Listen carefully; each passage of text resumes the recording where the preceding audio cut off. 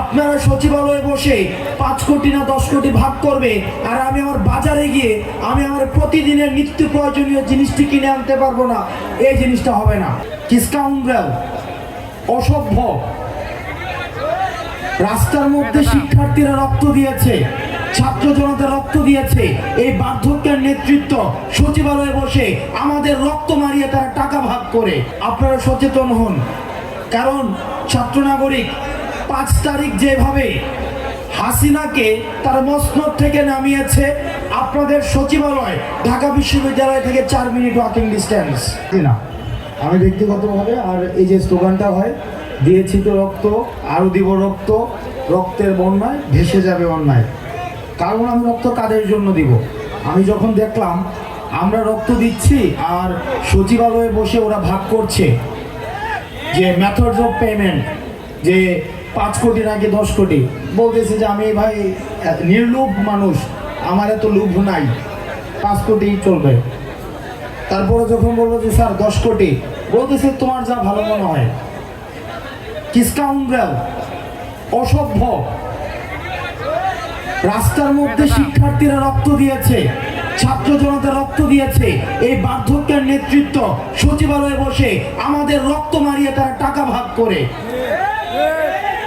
সুতরাং এই বার্ধক্য নেতৃত্বের জন্য আর ছাত্র নাগরিক আমরা রক্ত দিতে প্রস্তুত না। আমরা আমাদের জায়গা থেকে স্পষ্ট করতে চাই, আপনারা যারা সচিবালয়ে বসে নীতি নির্ধারণ করছেন, আপনারা সচেতন হন, কারণ ছাত্র নাগরিক 5 তারিখ যেভাবে হাসিনাকে তার মসনদ থেকে নামিয়েছে, আপনাদের সচিবালয় ঢাকা বিশ্ববিদ্যালয় থেকে 4 মিনিট ওয়াকিং ডিস্টেন্স। আপনারা সচিবালয়ে বসে 5 কোটি না 10 কোটি ভাগ করবে, আর আমি আমার বাজারে গিয়ে আমি আমার প্রতিদিনের নিত্য প্রয়োজনীয় জিনিসটি কিনে আনতে পারবো না। এই জিনিসটা হবে না। আমরা আজকে এই সরকারের 2.5 মাস হয়েছে, 2 মাস হয়েছে, 2 মাস হয়ে যাওয়ার পরেও কেন বাজারের সিন্ডিকেটগুলো এখনো পর্যন্ত সচল থাকবে? বাজারে কেন যে সবজিটা উত্তরবঙ্গে 30 টাকা, কি কারণে সেটা ঢাকায় এসে 100 টাকা হয়ে যাবে? সুতরাং আপনারা সরকারে যারা আছেন, আপনারা বিভিন্ন সরকারি সুবিধা নিয়ে আছেন। আমরা যারা রাস্তায় আন্দোলন করেছি, ছাত্র জনতা রক্ত দিয়েছে, তারা সরকারি সুবিধা পাচ্ছে না। তাদের বাসার বাজার সরকারি টাকায় তাদের ফ্রিজে আসে না। সুতরাং বাজারের সিন্ডিকেটগুলো ভেঙে দিয়ে সাধারণ মানুষের কাছে যেন বাজারগুলো পৌঁছে যায়, আপনারা সেই ব্যবস্থা দ্রুততম সময়ের মধ্যে করুন। না হয় ছাত্র নাগরিক এই সরকারের বিরুদ্ধে কথা বলা শুরু করবে। এখানে যারা শিক্ষার্থী রয়েছেন, আপনাদের শিক্ষার্থীদের প্রতি আমি একটা আহ্বান জানিয়ে আমার বক্তব্য শেষ করব। বৈরী আবহাওয়া, আমি দীর্ঘায়িত করছি না। সেটা হচ্ছে যে আমাদের কিছুদিন পরে, আমাদের সামনে আমাদের ভাইরা রয়েছে, কিছুদিন পরেই আমাদের যেই বাংলাদেশের সাম্প্রদায়িক যে সম্প্রীতিটি রয়েছে, আমাদের সাম্প্রদায়িক সম্প্রীতির সনাতন ধর্মাবলম্বীদের সবচেয়ে বড় উৎসব যে দুর্গাপূজা কিছুদিন পরে রয়েছে। দুর্গাপূজাকে ঘিরে বিভিন্ন মহল ইতিমধ্যেই ষড়যন্ত্র লিপ্ত হচ্ছে। আমরা যেভাবে 5ই আগস্টের পরে আমরা দেখেছি মাদ্রাসার শিক্ষার্থীরা মন্দিরগুলোকে পাহারা দিয়েছে, পাড়া মহল্লায় দাঁড়িয়ে দাঁড়িয়ে আমরা আমাদের সংখ্যালঘু ভাইদের আমরা বাড়িঘরগুলো পাহারা দিয়েছি। সুতরাং এই যে সামনের পূজাটি রয়েছে, এই পূজাটি আমাদের যারা ভাইরা রয়েছে, অন্য ধর্মের ভাইরা রয়েছে, তারা যেন তাদের অনুষ্ঠানটি নির্বিঘ্নে পালন করতে পারে, সেটির জন্য আমরা আমাদের জায়গা থেকে নিরাপত্তা বেষ্টনী তৈরি করব এবং তাদেরকে যেন কোনো ধরনের হামলা, কোনো ধরনের সাম্প্রদায়িক কোনো ধরনের ষড়যন্ত্র, সেগুলোকে রুখে দেওয়ার জন্য আমাদেরকে প্রস্তুত থাকতে হবে।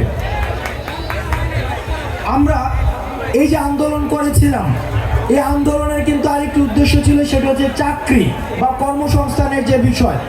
2 মাস হয়ে গিয়েছে, আমি জানি না চাকরি বা কর্মসংস্থানের জন্য সরকার কি করেছে।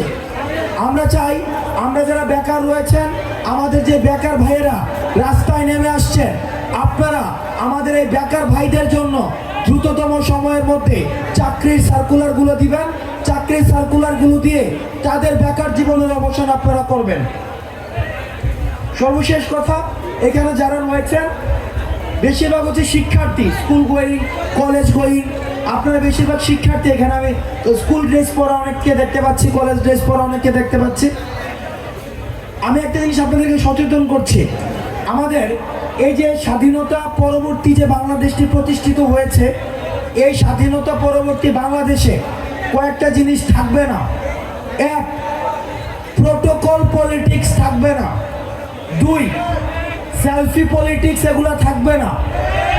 সুতরাং ভাইয়ের সাথে একটা সেলফি তুলে ফেসবুকে পোস্ট দিয়ে অন্যদের নজর কেড়ে পদ বা পদোন্নতি বাগিয়ে নেওয়ার যে চর্চা, এই চর্চাকে কবরস্থ করতে হবে। আমরা 5ই আগস্টের পূর্বে যেভাবে স্লোগান দিয়েছিলাম বিকল্প আমি, তাইলে ভাই এখন কেন আপনারা ভাইদের পিছনে ঘোরাঘুরি করবেন? আপনাকে বিকল্প হয়ে উঠতে হবে, আপনাকে নেতৃত্বের জায়গাটায় আপনাকে আসতে হবে।